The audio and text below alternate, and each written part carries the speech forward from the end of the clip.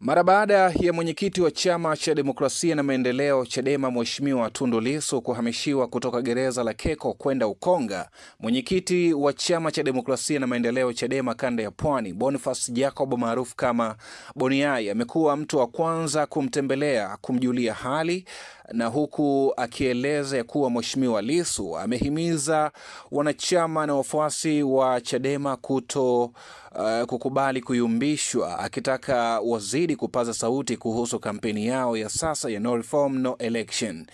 Akizungumza na vyombo vya habari jioni ya Aprili 19 mwaka 2025 mara baada ya kutoka kwenye mkutano wa operesheni ya No Reforms No Election inayoendelea kwa sasa kanda ya Pwani, Jacob ameeleza ya kuwa Mheshimiwa Lissu amemweleza kuwa ni muhimu kutilia mkazo kwenye kampeni hiyo badala ya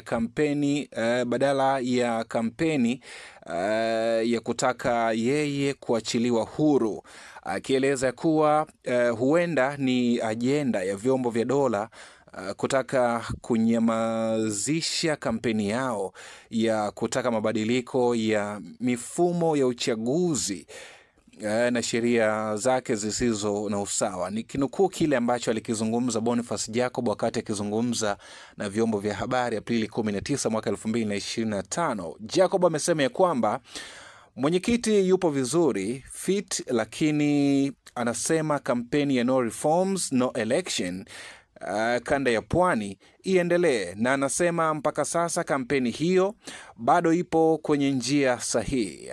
Ameongeza kiongozi huyo wa kanda ya Pwani ambaye ni Boniface Jacob maarufu kama Boniai. Katika hatua nyingine, Boniface Jacob ameeleza ya kuwa mwenyekiti wa Chadema Taifa Tundu Lissu ameeleza kuwa alipohamishiwa kutoka Keko alielezwa kuwa ni mabadiliko ya kawaida na ndugu jamaa na marafiki wataendelea kumuona na kumsabahi.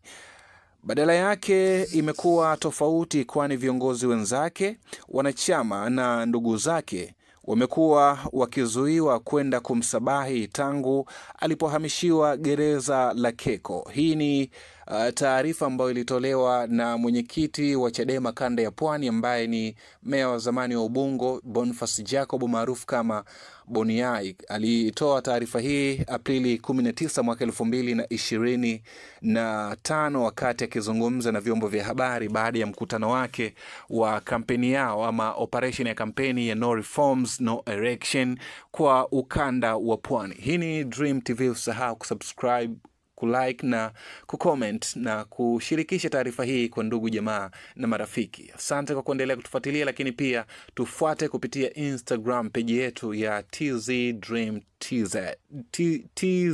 Dream TV.